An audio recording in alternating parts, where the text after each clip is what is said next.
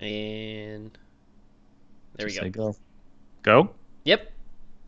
Hello and welcome to Glitch Point. This is a new episode that we're going live on. Our first live episode, so it's pretty exciting. So yeah, we'll be on all YouTube live. Hopefully, when people actually find out about our show, they can come and join the chat and make a community because we don't really have a community right now, and we would love one. So for today's topic, we're going to talk about our kind of the way that games have changed over the years in difficulty. More the specific subject matter of are we too assisted as players? That's kind of where we'll start. This came about personally for me because of playing Last of Us and the way that they treat their save system. It's interesting, actually. I'll just go through it because I know you haven't, Spencer, played it yet or had a Yeah. chance to play it. So it's going to be a no spoiler. I can actually get this across pretty easily without spoiling anything. But one of the mechanisms that they have in game for creating saves is, how do I even explain this? So it basically saves whenever you've completed progress. So, and this has to do with, so like, you know how in most games there is, you go into an interaction or a battle scenario, and you have to beat the entire scenario to be able to have the autosave. So basically, when you arrive into safety, is pretty much usually when the autosave hits. So without completing and killing every guy and being on the other side as a live player, you have to play the entire scenario over again. Well, they kind of went further into how to assist the player a little more with saves in between. So, like, a great example, when I first noticed this was when you're crouching and you haven't alerted the enemy, every enemy you kill saves the game. Uh, so until they are alerted, and then when they are alerted, then you have to kill them all to save the game. But you can, like, let's say if there are like 5 of them and you stealth kill 4 of them and then accidentally get alert the last one and die, when you come back there's only one left.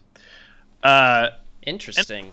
I mean, like, I don't know, it makes it feel a little too easy, like, and this is what I'm saying, like, it's getting to the point because in historically where we came from on PCs was being able to save play your way through a game. So like you could put it on the hardest settings and save every step if you wanted to. And you could easily get through the hardest. I mean, it's basically kind of like if you were going to do an emulator and then just go frame by frame and change, I mean, like, how far do you go down that road? Yeah. I mean, that's something the Rare Replay did with a lot of their older. I think with all of their games in the Rare Replay. I know it was very adamant on the older ones, like on the NES, like Battletoads, where you could just press pause and quick save like on the frame, and it would just pick up right exactly where you saved. So you could redo a part over and over and over again like right away, which I mean is nice to learn how the game goes, but it definitely takes a little bit out of the difficulty.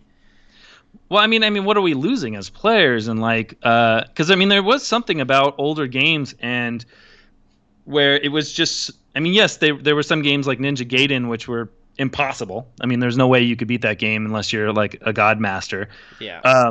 But still, I think it was just like there was a sense of accomplishment, and also, like, I mean, we went all the way from the 3 lives to basically saving your way through the games, and I just, like, recently I just don't feel challenged, and I feel like player, and I mean, this goes even further with assisting. I mean, this is like what we talked about before with first person shooters and online shooters. Now we have aim assist, and like, I just feel like we're being coddled as players. Like, I don't want to be Well, coddled anymore. I think to steer the conversation directly towards save systems in games, I think it really comes down to what the dev wants the player to focus on. Like, yeah, with NES games and a lot of the early console games that didn't have save games, the point, I mean, whether or not it was technology is a question. I mean, The Legend of Zelda had battery saves because that's what they wanted, but like Yeah. those were replicating the arcade experience at home, which the arcade experience is like a coin op. You put the quarter in, and they want you to keep paying money to continue.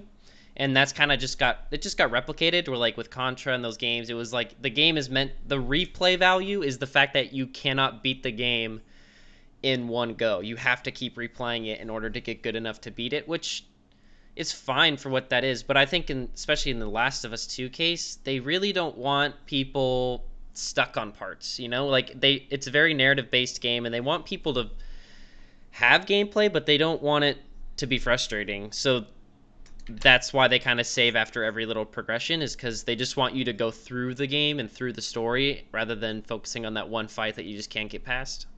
Well, I understand what you're saying, and maybe this should be on different difficulty settings because here's the second part that I noticed, which kind of I was like, oh, so there was a time-based battle where you have to basically support one of the NPCs while he's doing something and stop. You've played these before, Yeah.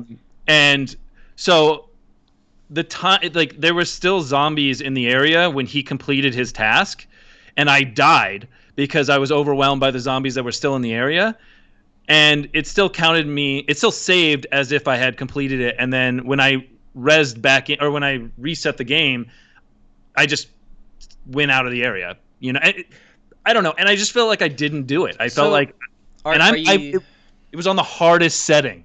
That was the thing. Like, so I think they made like great strides for that in terms of like accessibility in games. Again, like having that option to have the game get saved all of the time is really great for people who don't want the challenge and they don't want to go through that. But I see your point of, for someone who plays games for the challenge, this is taking something away. So I think that difficulty should encompass how the save system works. If the dev can like if that's possible, which I mean, I think it should be something that's toggleable, like only it's a flag, right? It's just saying, like, you hit this point, save the game and stuff like that. Like there should be a way to say, well, this difficulty, if it's on this difficulty, save now, but if it's not, just continue on. And I think that'd be really nice. Because it should be full encounter. I mean, that's kind of what we settled on it's been that way for a long period of time, where there's a part where it starts the encounter and that's one save, and then there's a part where you're completely safe, there's no more enemies. That's the end of the encounter. And like that, I feel like that should be definitely in the hardest settings, should be how it plays. Yeah. And I think, because I'm trying to think of other games that have gone to that length of like almost after everything that you do, you get saved. And I'm sure there are tons, but I think that in a big AAA game like that, like it's great for them that they did that, but I'd hope that they don't forget about the other side of the save system, which is like, it's not having a game not save all the time is not an annoyance to all players. For some people, that's how the game is perceived to be the way it is. So I want them to just not forget that there's an audience looking for a challenging experience, which part of the challenge is if I die, I should go back. Yeah, the other thing that I'm curious about, and I was thinking about this, do they know better than we do? Because here's the other aspect of it is, I always play games. I know you're the same. Always play games on the hardest settings because I think it brings out the most technical prowess in the game. Like you really have to think about it more of a chess game because it's like what weapons you choose and how you deal with the enemy, which doesn't come out, or like even The Last of Us is a great example because as it gets, you set it to harder settings, you have less resources. So I'm making hard decisions on, should I shoot this guy or should I try to melee kill him? Which you just wouldn't get. You wouldn't think about as much. But there's been so many games that I've played on the hardest settings that have gotten to a battle that I cannot beat. And I have to say, I've put some of them down and I haven't finished them. And I'm curious if they have data on that because they know your progression would be uploaded to the cloud. I would imagine that they would be able to receive data based off of, are these people, if they set them on the people that play on the hardest settings, are they actually finishing these games? Yeah, well, see, the way I look at difficulty is, I am similar to where I do play on harder than normal difficulties, but I usually won't go to the extreme, but it also depends on the game. And I think Halo was what kind of showed me this of, I played on Heroic because Heroic always had the description through the original trilogy and I think all the way up until Halo 5 where it said that Heroic was how Halo was meant to be played. So I took that as the developers, everything that they did was balanced around this difficulty, so I played that one. And then Legendary just felt like a punishing difficulty, which is fine for like I liked playing that difficulty, but on my first run I went down to heroic, and the same with Doom. Like I won't go ultra nightmare on the first run, but I'll definitely go like one below it so I can actually get through the game first. Like I want to be able to have a challenge, but not just get brutally murdered the whole time. But I want a difficulty that brutally murders me because sometimes you just need that. Well, I think they solved this problem by making the super hard difficulty and unlockable from beating the game, which is Yes, I liked that. Like I me liked too. it because it felt like I was on the right difficulty, and the hardest difficulty was always the one that the developer made the game for. And then when you beat it, there's just this ungodly hard difficulty that you get to try and see if you. Yeah, I would. I want that to kind of be the norm in difficulty, which is there's the normal or regular difficulty or hard whatever is that is what the developers want, and then there's subsets under that for people who need more help, and then there's one above it which is just insanely difficult. Or if you want to go the Doom route, you have insanely difficult, and then you have insanely difficult, and you will lose your entire campaign progress if you die. So like, yeah, you can go as extreme as you want, but yeah, I want some challenge in my game. I want challenge, but I understand some people don't. So the option is nice, but if Last of Us 2 is default to be extremely forgiving, that's a little disappointing. Yeah, I mean, it's still. You're right. It is a narrative game, and so I mean, and it's just a wonderful game. So it's like you can overlook it, but part of those games are just being able to, defeat the encounters and have that type of entertainment. Yeah. But I was gonna say though that just to get back because I kind of wanted to see what you. It's kind of gone away um the unlocking the hardest difficulty. I haven't seen that. No, I can't think of the last game I saw that in, and it's been a while. Yeah. I don't know the last time I saw it either. I swear that 2016 Doom, you didn't get all of them at launch out the gate. I swear you had to unlock that, but I could be wrong. And I'm pretty sure since then they've patched it to just you get them all. Like, I mean, I guess it. I like the idea of like I have to play through it once and then I unlock it, so now I have another reason to go back. But I also understand the idea of some people are just really great at the game and they know it, so they just want to play the hardest one right away. So like it kind of sucks to limit that. But Yeah, but it was always fun because you could like some of the games you would have it would be a what do they call it, like a round two or a where you have all the gear. oh, New Game Plus. Yeah, new game plus. Thank you. And they would new game plus the hardest one when it unlocked. So it was just I don't know. I always thought that was kind of cool. I mean New Game Plus kind of exploded a couple years ago and it kind of still exists now. Like I think it was I can't remember the first game that really did it really well. I mean, it's been a thing for a while, but I know like the new Spider-Man got it, God of War had it. Um, Jedi Fallen Order has a New Game Plus. Oh, really? Yeah. Yeah, so like I think that's a fantastic thing to do of having the Yeah. ability to just because I mean my biggest problem replaying Doom 2016 was that I loved the double jump you unlock like three-quarters of the way through, and then Yeah. replaying it without that was just ass. So being able to in Doom Eternal just go back and instantly have all of my stuff, it just felt so much better. Like that's how I especially want to replay the game is how I remember the ending of it. especially if when you die, you have to start all over again. I mean, they should at least give you Yeah. absolutely everything you can possibly survive with, Yeah, give me a because that's chance, man. brutal. Yeah. I mean, there are a lot of those that are just like unheard of brutal. Like I mean, no one's. one of my favorite, and going back to Halo's difficulty, which was they kind of inexplicitly had the whole Ultra Nightmare because they had Heroic and Legendary was difficult, but then they did the best thing, which was Skulls, and having the Yeah. ability to not only adjust how hard the game was, but if you really wanted to, you could just go all out lasso and just. I still don't know how people do lasso with all of the Skulls. I've never been able to complete Which the one's entire Lasso? Can campaign. you elaborate? Lasso is legendary all skulls on. Okay. So it's just every skull possible, turn it on, have fun on legendary. And I mean, the big one that hurts is Iron Skull, which is, I believe, if you die in single player mode, you restart the mission. And then if you die in co op mode, you restart if anyone dies, you restart Oh, chapter 6. wow, that's hard. Which, I Yeah. mean, yeah, so I don't think I would ever do, I don't know if I'll ever be able to do solo lasso, but Was there incentives? I remember it was like points, right? Like you would get more points per or something along the lines when you had skulls on, right? Yeah, they had, I think Halo Reach was the first one that had like a scoring system for the campaign where if you put more skulls on, you could like higher your score, which just meant extra XP. And then the Master Chief Collection has an arcade scoring system too. For like achievements. Yeah, it's Yeah, mostly achievement based. You could probably unlock titles for your online profile on the Master Chief Collection. I'm pretty sure for yeah. all of the achievements in the game, which there's a shitload. But I I mean, that's mean, fun. You well, know, I mean also that. Halo 3, you had armor. You could unlock. I'm pretty sure.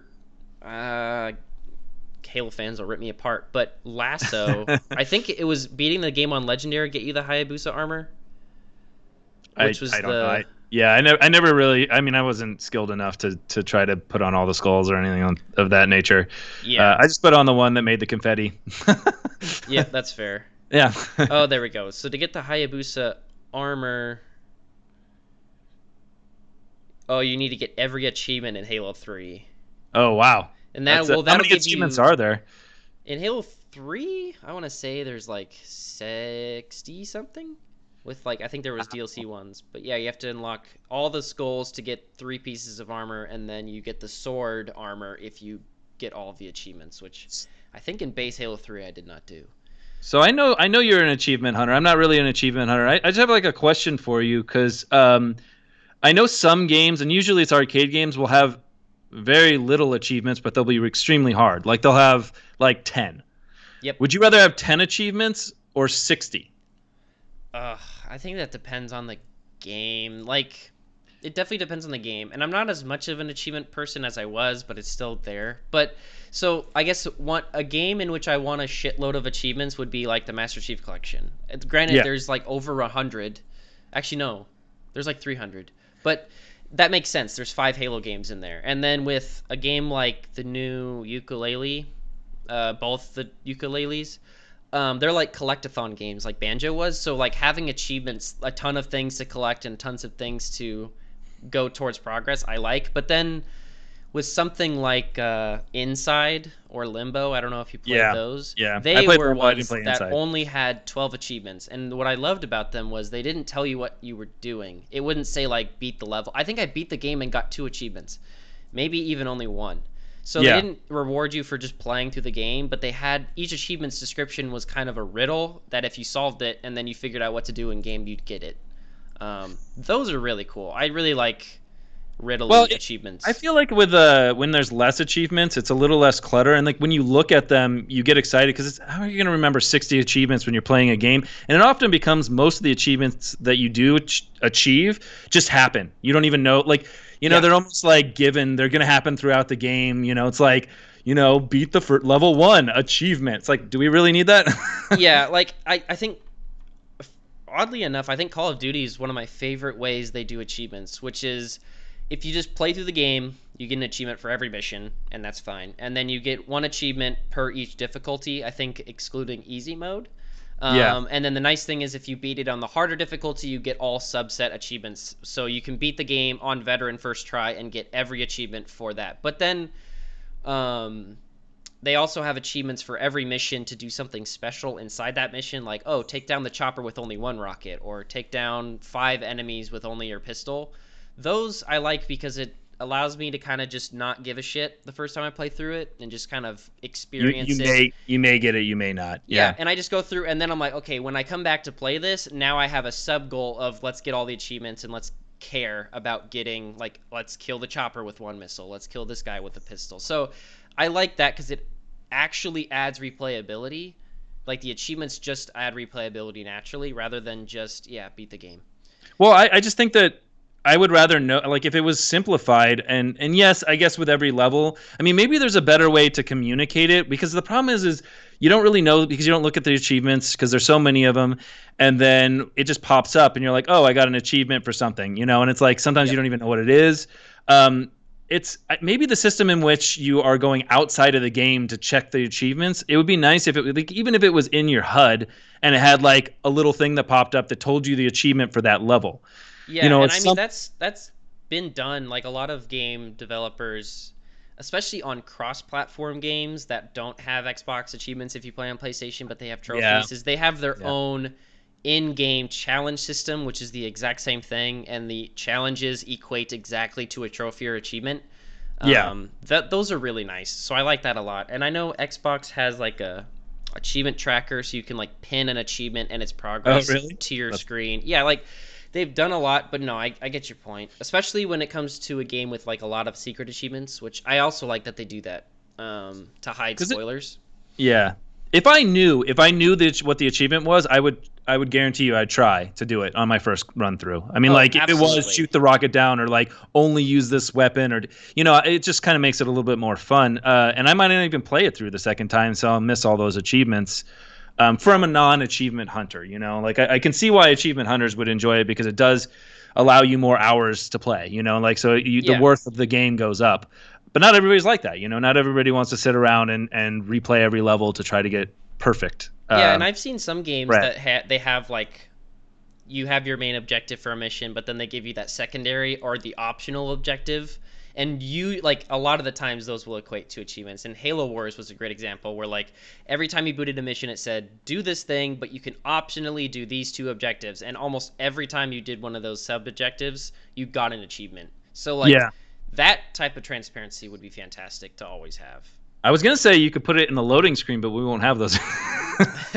So Well, that's out the window. that actually, yeah, that would have been a probably a smart. I mean, that's where Halo Wars put them. It was in the loading screen, It was in the and loading like this, screen. Yeah. yeah. I mean, they kind of hid the loading screen behind a mission debrief, so they'd give Oh, you the okay. text Yeah. to read, and then it'd be like, oh, do these things, and you're just like, oh, cool, and then by the time you're done processing info, the game's ready to go. So Yeah. good The on button them turns. for Yeah, doing that. that's But awesome. yeah, we don't have load screens, so now all that real estate's gone. Dude, Yeah. we're gonna miss all of those stupid hints on every loading screen that really don't help play the game. I don't know though. Like sometimes the graphics, like the Last of Us loading screen, I really enjoy it. I mean, it's not really ruining it, but it's just a light with moths flying around. And Oh yeah. I was like, that's very beautiful, and like the way they do it, and it's simple. And I remember in the last game, sorry, this is the Last of Us 2. So the Last of Us, I remember them having really good loading screens as you progress through the game. They would change, as well as the title screen, I believe, changed as you progress through the game.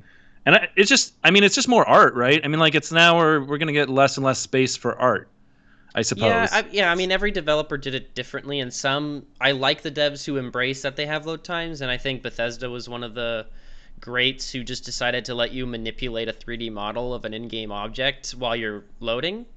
Yeah, like That Mario just 64. yeah, like just fiddling with things during the load screen is fine, especially with games like Skyrim on the creation engine. Those load times are horrible. Yeah.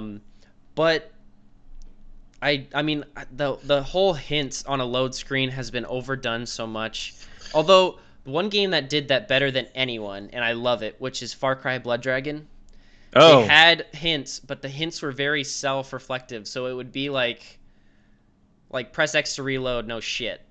It would like they understood that the hints were kind of basic hints, and they would just play off of it. So that was entertaining to see. But I'm not gonna miss load times. what was it? I mean, there were a couple of games that tried to do mini games inside the loading screen, on its own thread. I think that it wasn't it Donkey Kong.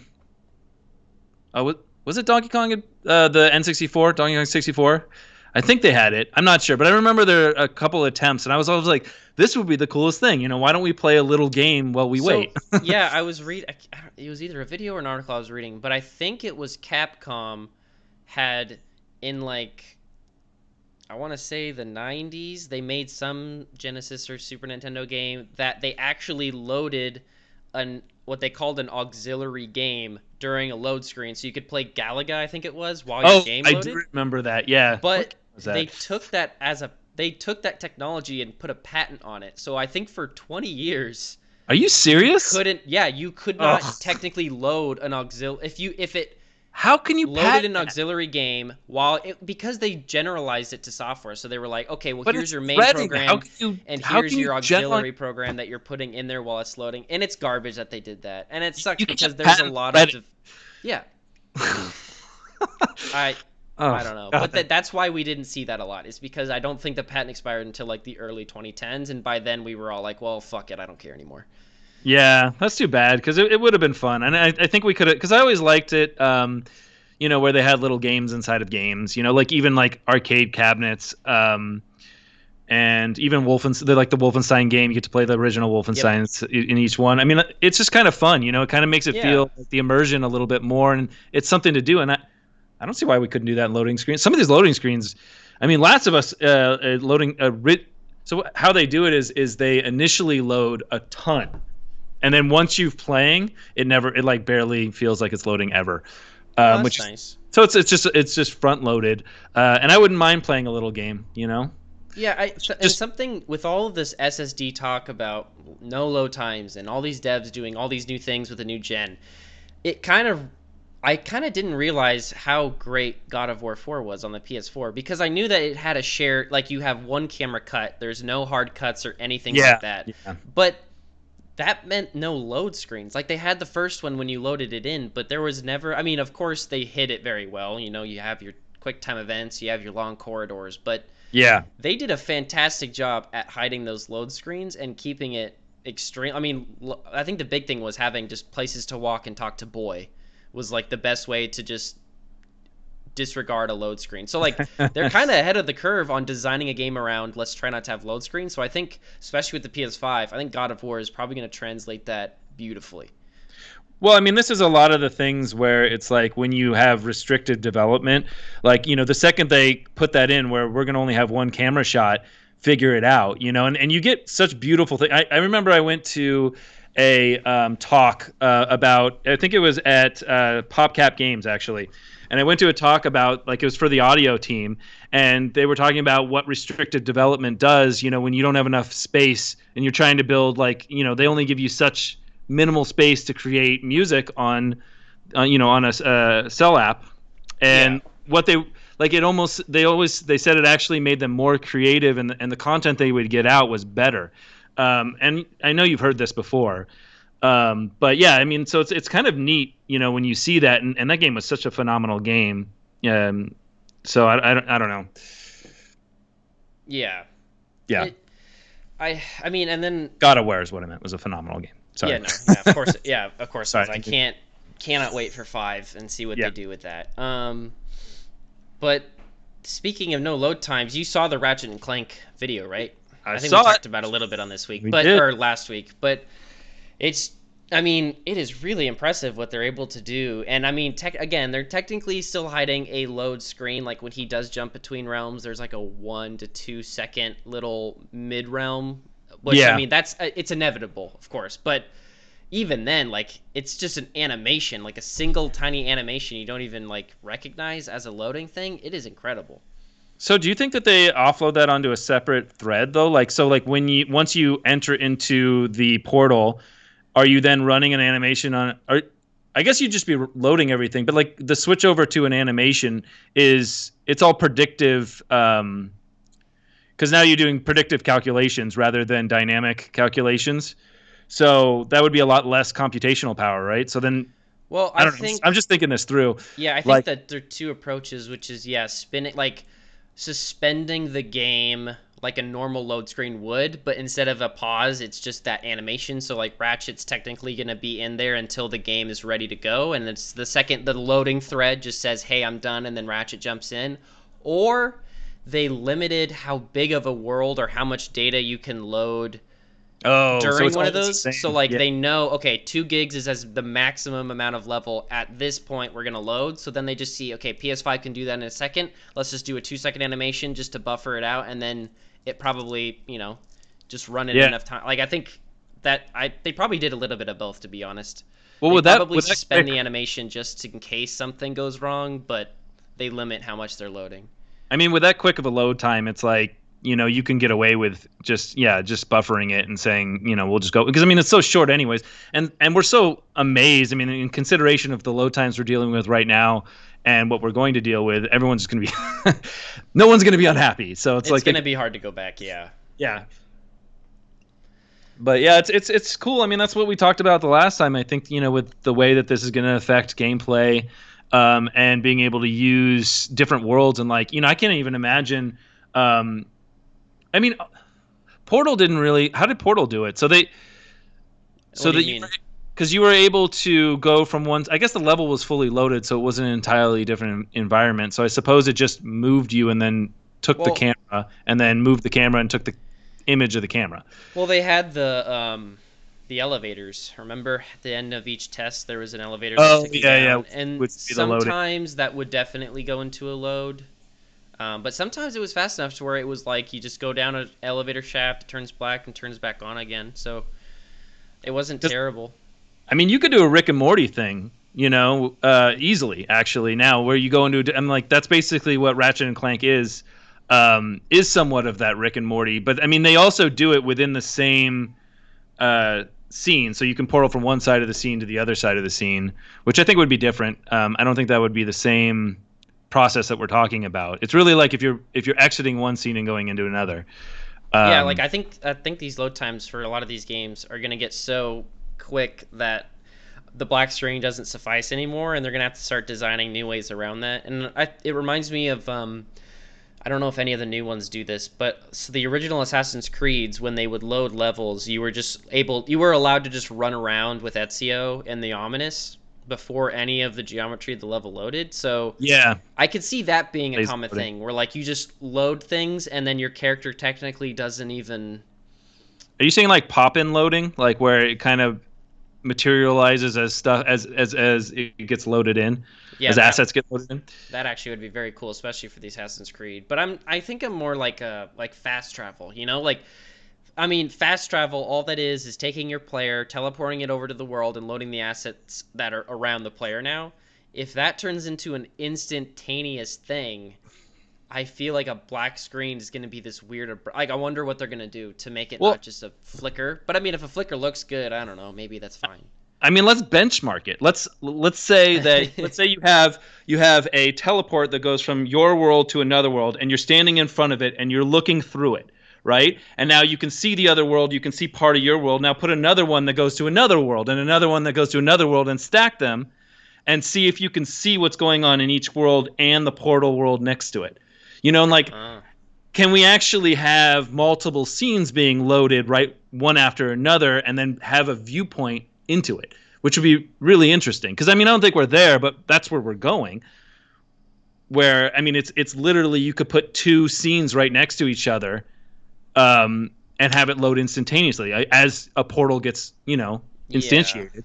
It's like you can already see what's going on in that world, all the assets, the NPCs that are walking around or whatever, and then you could open up another one and see through that, and it's like it's crazy, dude. I mean, it's gonna get really nuts, like, and I think there's a lot of games. I mean, it really is kind of a Rick and Morty situation, although theirs is green, right? So you couldn't really see through it, but Yeah. unless you go to the Blender dimension. Sorry. That's all good. um, but yeah, so I mean, I'm really excited to see what creativity comes from this, and I think that I'm just glad that through the gate, Ratchet and Clank is already showing it as a gameplay device. Because I don't think people would have probably thought of that right away, but it's kind of nice that someone right away has already thought of it and has already Yeah, used. and it's also I think that Ratchet and Clank has the luxury of being a game that's allowed to be weird because like I mean games like The Last of Us and God of War, they're gonna benefit from this, but they're not jumping between like realms. But Yeah, like Ratchet's like, yeah, let's like fuck it, let's just enter different dimensions instantaneously. And it's like I can easily see that's what it's doing. But with God of War, things will just be there all the time and there will be no load times. Or maybe they'll find some other way to really, really use it. it'll be. I mean, because right now it's the easiest way to do it is just keep your normal formula and everything gets quicker. The Yeah. same way you build the game or design the game, and then everything becomes instantaneous. But yeah, I think that there's more that we can. I can't think of it, and Well, it'll I have to think be. when did you watch it was like 3 months ago, the Road to PS5 GDC talk? Well, not technically GDC talk, but You mentioned it last episode, and I it's opened it, but I had a lot to do, and I didn't it, watch it. it's an hour and it's Yeah. dry technical talk, but I No, like I I know. like dry technical talk. But Yeah. anyways, so Mark Cerny, the lead architect on the PS5, he was talking about how there's like a subset of level design development specifically around making it to where you don't notice the assets are loading in. And he showed a map from Jack 2, I want to say, maybe Jack Wow. 3.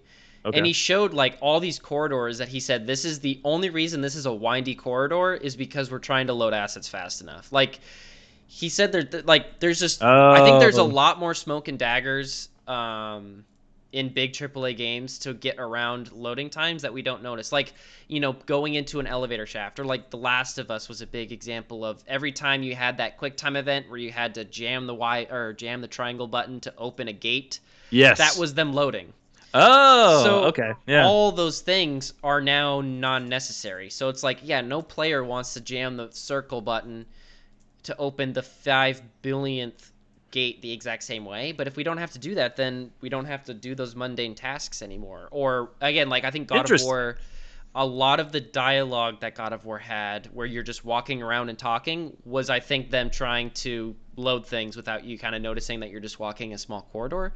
And then the other thing God of War did was when you teleported between dimensions, or not dimensions, realms, um, like different Norse realms, you had that big circle building you went in, and you had to rotate it, and it rotated very slowly. But it Yes. was still gameplay. But again, that's loading on a whole nother realm of textures and assets and palettes and all that stuff. So those things are going to go away, which will be It's gonna nice. it's gonna be interesting because like there's probably going to be a transitionary period, like we're not quite ready for to take all those away. It kind of reminds me when electric vehicles came around, and they you could have engine noises in your electric vehicles because it made the drivers feel more comfortable. Yeah. And there might be a little bit of that because I mean we've been doing this for so long. We've been doing these quick time events and these like little, as you said, loading environments, and I don't just taking them away might like scare the player a little bit. Yeah, and I think something we touched on the last 2 weeks, which is going back to the idea of the consoles are the ones with these SSDs and not PC doesn't Yeah, require yeah. them. So like those corridors and those quick time events and stuff like that, they can't leave until we say you need an SSD to play this game. So with PlayStation 5 exclusives, that doesn't matter. But with Xbox exclusives going to PC, Yeah. I honestly want them to say you need an SSD to play this game, or allow developers to just say slap a load time on there. But that again, like with a game like Ratchet and Clank, that's not possible on a PC without an SSD. So Well, I suppose I guess you can't really change the game. Like you can't change the content in the way that it progresses. So yeah, I mean you can't take them out on one console and then not on the PC version. exactly. Like So that's weird. again, Yeah. I do That's weird. think that I hope, but I don't know, and I don't know how the PC master race would react to something like this. Of there's gonna be a folder in Steam called SSD requirements, and you just need to install it on a certain M.2 to get your game to run. And I just think, as That's much never as gonna that happen. sucks, That's never gonna happen. I mean, like, they're so never we're gonna gonna do. be we're gonna be, but then it's Yes, like we're gonna just be locked to the spinning hard disks that are God knows how old. Like even I just a guess so. normal SSD is not going to be as fast as an M.2. Like that's the thing is these consoles don't have SSDs. They have M.2 SSDs, which are different and faster. No, I know they So are. like a lot of PC gamers probably have upgraded to an M.2. Like I have an M.2, but it's only for my operating system, but I have an SSD that holds my games that load faster than usual. But what's going to happen when I want to play, 2 years down the line my PC port? I don't know. I mean, it's going to be interesting, and the only other way to get around it is force developers to make two versions. Well, shit, you're right because you can't do that. Yeah, exactly. You Damn, can't I do don't. that. And also Yeah, it's like with Ratchet and Clank, the game the big mechanic it's showing off is I have an SSD, look at what I can do. Here's 5 levels in 3 seconds. But yeah. You can't do any of the gameplay stuff. That's really sucks. I know it's been a very long time since consoles had technology that outpaced PCs. Again, I mean, you can get an M.2 for a PC. Like that's a normal thing. It's just Yeah, but the average that's user and a exactly lot the of people average PC doesn't choose. have one. A lot of people choose between consoles, and because I mean to have both or all is very expensive, and most people have to make a choice. Like do I want to be a console gamer? Do I want to be a PC gamer? And then just stick with that because of the cost of it all. And so, yeah, you're going to get, I don't know. Yeah, there's Like, going to be but this division. I have no I idea how they're think going to solve this. because again, I just don't think we've gotten to this point in a very. I don't remember the last time that gaming was gonna be as segmented. I mean, like with the Super Nintendo and the NES, I mean, PCs weren't great at rendering platformers and like a 2D thing just moving across a screen. So like there wasn't a Yeah. lot of like that wasn't great for PCs, but eventually they got there. And then I think since then all the dynamic has been consoles are less powerful, especially this gen is like, oh, this they're the same thing. Like the Xbox is just a PC, the PS4 is just a PC, but then that one's more powerful and customizable. So, Yeah, but it that's really not. comes down to the ports. I mean, like it's the fact that they're before it was always a port. Like, you'd have the PC port of a console game that was Yeah, released and it would and come it's out like the same later. thing, but it just runs better or has all of your FOV Yeah, sliders and all that stuff. But like, you can't even do that. with the I know it's like with the SSDs, I just feel like that's just not gonna. There needs to be some change in the PC market to allow, and I really think that just I just don't know how you can put it in the face of the user, because most of that stuff you want to hide. You definitely want to hide the fact that there are different configurations for every PC. You don't want to put that in Steam. You don't want to put that front forward in front of the person who's buying the game, because yeah, it's and basically just like I saying get like that, but it's like if we don't, then you we have. just I all mean, have to agree if it's a we all have to agree it's just not going to happen on PC. And if it's to this point where maybe my PC is more expensive and I can run games at 8K on my PC, but not on my Xbox Series X. But I mean, if it Microsoft doesn't have has that gone. SSD, Yeah, Microsoft has gone back on things before, like the always online, and I mean they have reverted. So maybe, I mean, maybe they'll find out this doesn't work, and then they'll just say we're not going to release all the games on on the PC as well, and like just we're just going to make it more exclusive. yeah. Well, but I'm saying is like, would it be? I think a better solution would be the SSD requirement. Like, I don't want them to say, well, You we can't do can't that do. But why can't you do that? I mean, you because can require a game like for ray tracing, but you, again, that's something that's optional. you can't tell a person that they can't play a game because their PC. I mean, Because yeah, again, it's because the PC is supposed to always be able to play games. But if I buy a PS4 and then 4 years later I can't play The Last of Us 3 because it's on the PS5, that's not a weird thing. It's like, no, just go buy the new thing. yeah, but a lot of people aren't willing to go buy the new thing, and I mean, a lot of people are playing on their laptops. Although that's probably the Laptops, best honestly, example. laptops have M.2s Yeah, most of they the do have time. So like, M.2, so that's the best example. But um, I just think that we're getting to a point where it's a viable thing best to case. say you need to upgrade your PC. I guess so. And it's I only just one. I I don't know mean, if it's only one aspect who's going of. to tell them. Who's going to tell them that? I don't know. I mean, it's like it's like ray tracing, where you need the RTX card to get ray tracing. But again, ray tracing is this optional thing that you don't need. It That I doesn't, no, because yeah, ray tracing. I mean, graphics and I mean, you could make it pixel art as long as the story. I mean, what we're talking about right now is changing the actual progression of the game. Ray tracing doesn't change the progression of the yeah, game. and that's why I'm saying This it's like could. it's a This poor could change. example. But like I can't think of another example where I don't think there has been. I mean, it's yeah, like you literally just cannot play. Again, it's never gonna happen because Ratchet's on the PS5. But if we pretend that's a third-party game, you can't do that on the PC until you get that SSD. you know what's So, probably going to happen. hmm. Is regulations or some sort. I mean, like we're talking about large corporations that are allowing these games to be on their platform. There may be no more. I mean, this might just I have. This mean, might die. this kind of happened in through the 90s when games became, especially with like PC games, they just became too great for a normal computer. So then we needed a dedicated graphics card. We didn't always have a GPU, but eventually we were told if you want to play the new game, you need a graphics card. And some games would ship with the graphics card, and that was fantastic. But and maybe I we're gonna start guess, seeing games shipping with an SSD. but there was definitely an in between point. I mean, because you could run onboard graphics for a Yeah, long but time, and I a think lot we're of gonna games. have a port. But I think within 5 years we're gonna have to start asking ourselves, we should require the SSD, or the SSD is just a load time thing, and even then, like it's only for regular load. Like there's no innovation happening The unless you're a problem console exclusive. the problem with hard drives though is there's actually a good reason to have slower hard drives. I mean, for just mere space and storage. So like some people don't, they'll just buy because they want the cheapest version for the highest amount of storage, so they'll just buy spinning disks, and and they're fine with it, and it does. I mean, it's not going to run very fast, but they don't give a shit, and Yeah, how and can you I tell them understand. Well, and that's what I'm saying they is can't play games? I don't know. it's That because I know, but if we're giving these SSDs and making it a normal thing, these developers want to use the. We're already seeing it. They want to use these SSDs to Yeah, get better they do. gameplay. So again, I understand like there's always going to be a place for hard drives, and it's gonna. I think it's just we're we need to move on from But hard drives being normal, and I think that there was consoles are also the pushing us. physics. There was the physics card. Do you remember that? Yeah. A separate physics card, and that died just for the same reason.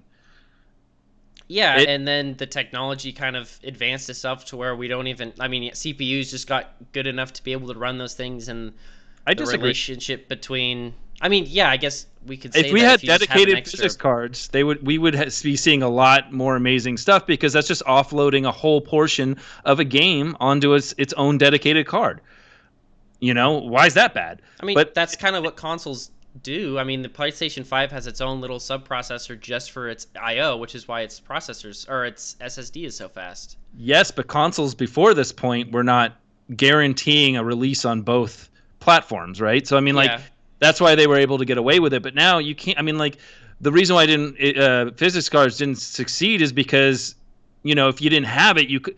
It basically, you had to make a special portion of the game that would. And I think that I remember it was when they came out, Alice something Returns. I forget the full name of the game, but it was Alice in Wonderland game. hmm And they promised if you had the physics card that she would have realistically looking hair, and nobody got to see it because because no one had the stupid physics cards, and no one's gonna buy an entirely separate card, but see, just to see hair. yeah, but the difference it's just like what I mentioned ray tracing. That's like that's an optional.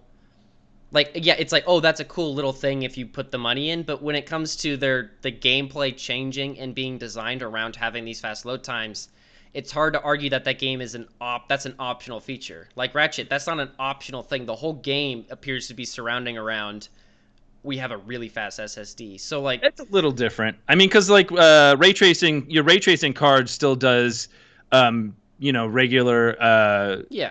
whatever. I can't even think of the name, but regular lighting computations, Phong lighting.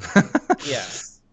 So I mean, it's not like it's any less good at that because it's a ray tracing card, and so Yeah, well, I mean, another, I guess, argument that we could say, maybe. which is what consoles are doing. So, like, both PS5 and Xbox have acknowledged that SSDs aren't the cheapest thing, and everyone loves their external hard drives, and everyone currently has an external hard drive. So, they're giving us the option to store any game on these hard drives, but you can Yes. but if you want the game that needs the SSD, you're gonna have to put it on there. And Xbox even said like if you have your backwards compatible games, put them on the hard drive, that's fine. But for games that use that SSD, you have to have it on that SSD. So maybe that's what maybe that's what we need PC to also start adapting is if you want to play games that use this SSD, Okay. get an SSD. You can have your hard drive and keep your old games on there because PC is super backwards compatible. But for Battlefield 6 and all the games that are going to be coming out in the next 10 years, get an SSD because you need it.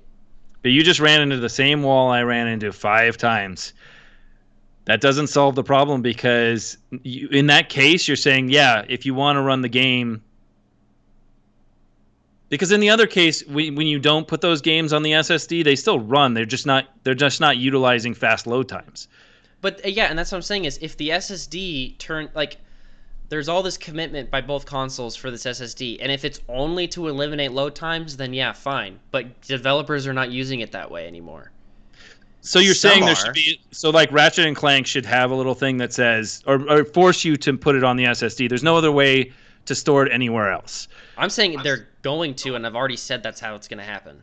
It is okay. So And that was part of the Mark Cerny talk, which was games that are PS5 are going to use that SSD, and they're going to use it not just so you have fast load times, but to literally load levels while it's part of the gameplay, so they need to be on the SSD. There's just no way around it. You can expand upon it, and they said that you can put a new SSD that meets their requirements of speed, but they're just loading the running application onto the SSD so that while it's running, you can access it, and then when you're done playing it, wouldn't they offload it from the SSD? Because Maybe, but that would why require. do you need it if it's not running? You could just store it, and like if it can transfer it over to the SSD fairly quickly. I mean, but yeah, we're talking about like 100 gig games, Yeah. so Okay. that's not as. I mean, again, Well, like that's an option you can do you if can you're put the okay with portion in. transferring it. I mean, if it's just the portion that you're playing, I mean, there's definitely a lot of things we can do here. I don't know what access they need, or maybe it can regulate the assets that need to be loaded in. Temporarily store those on the SSD while you're in that position, and then like it knows what state of the game you're in. So like if you start a new game, yeah, you'd have to have, yeah.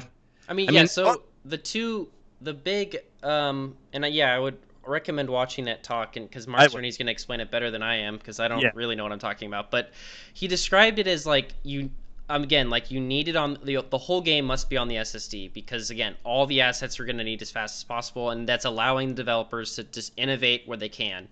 But the other side of that was because we're asking you to load these all of the game onto your SSD, which is expensive and they're only going to be a terabyte, and games are really big.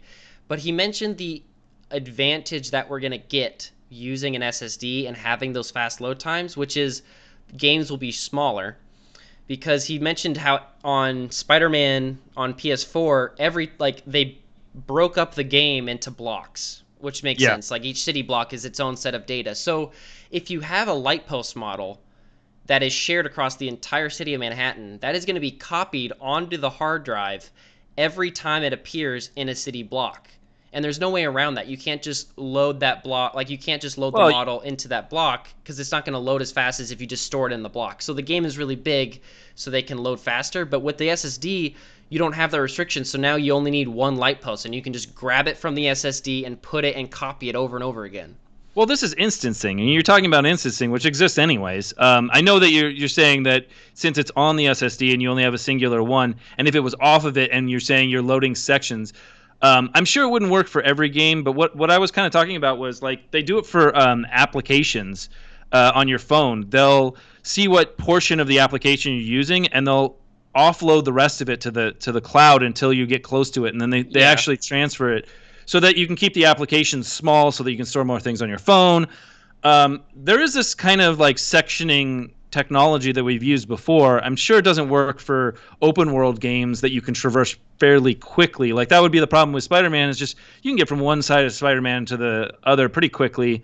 I mean, I guess you could load it. So maybe there's some assets, but like every time you Well, go into a apartment building, why do you need that? Like you could while you get close to it, you could load that onto the SSD in the background when you get close to it, and then offload it if you don't go in there. And like you have a proximity that's loading things yeah, but on the SSD for quick loading. the issue is when you say offload, you're meaning take it out of the SSD and put it on the external hard drive, right? Yes. You're limited to USB speeds at that point. Not the That's not oh, because you're saying you because could it's store it on external. the There is yes. no internal hard drive. It's only the There- SSD. There's only okay. I didn't know that, but yeah, you're right. That would be So, pretty. and then simple. the other part of that, which I glossed over and I shouldn't have, because it was like half the argument that Mark Cerny says, which is the issue and the reason why Spider-Man put all of these city blocks into blocks that copy, again, the light post or like the Daily Bugle thing. They copy that asset over and over again is because seek time is a thing on a hard drive. So like every time you have to load that block, Yeah. you have to go find it on the hard drive, and then so it was easier to just instance that or I guess not instance the light post and just Not copy that instance. model every time.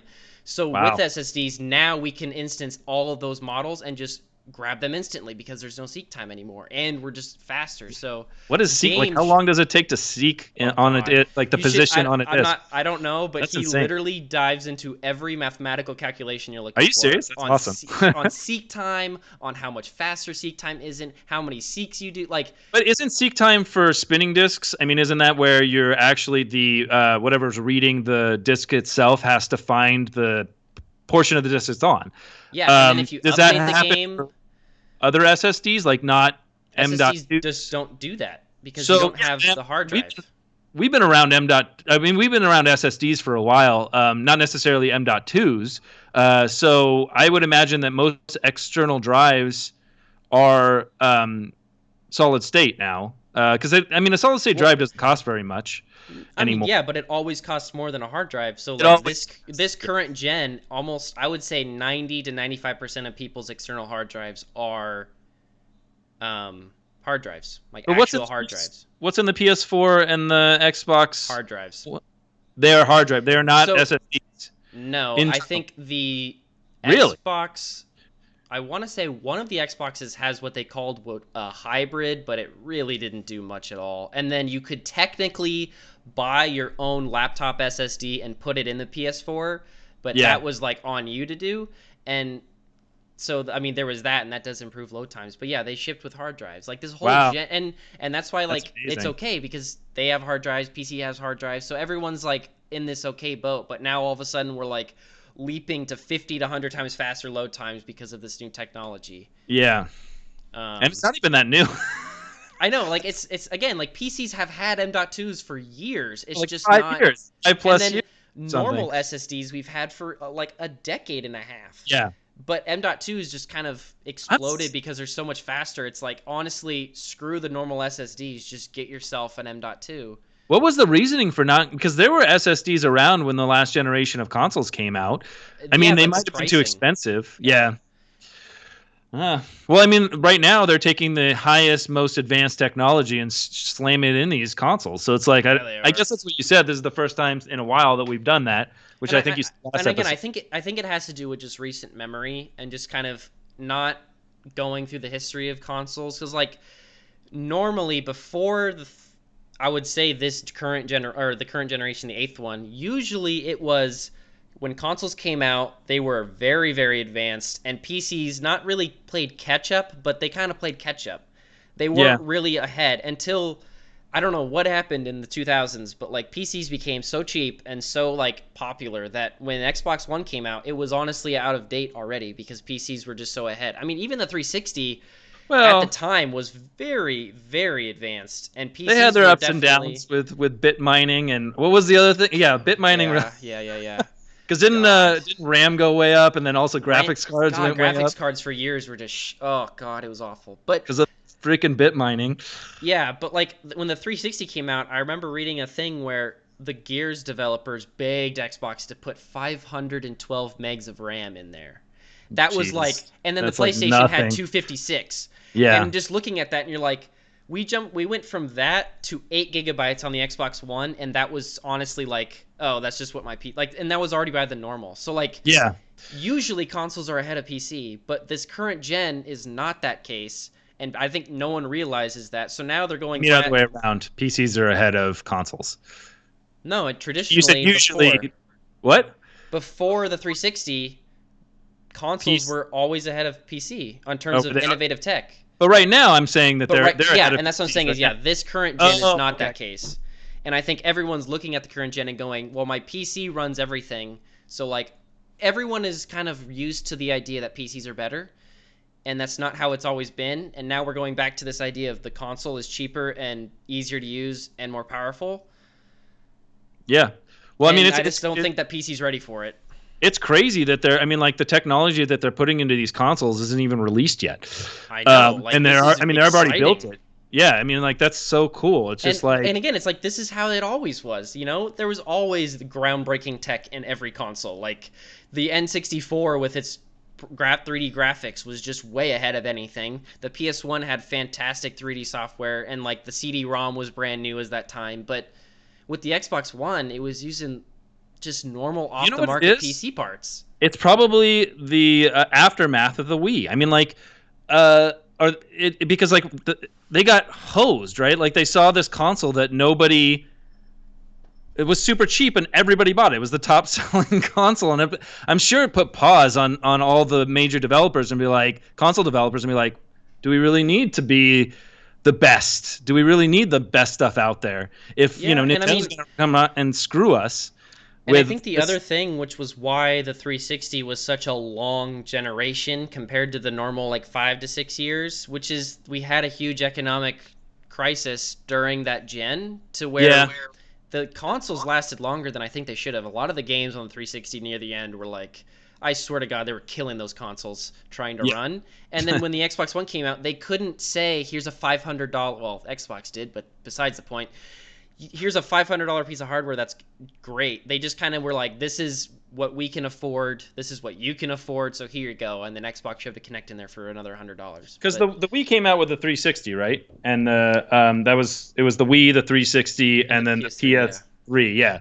So I mean, it kind of that must have hurt, you know. I mean, I'm sure that it made them reevaluate a little bit though, because I mean they outsold everybody easily. Yeah, and I just I think it was just when you look But at you're the math of the Xbox 360 and the PS3 come out around 2007 and 2008 or 6 and 7 with yeah, 500 and 200 megabytes of RAM, and then you skip to 2013, which is 7 years later, and we're up to 8 gigs is the normal. That's a drastic. that is That's when drastic. PCs became huge. Like that's when it was like, oh yeah, just build a PC, it's cheap.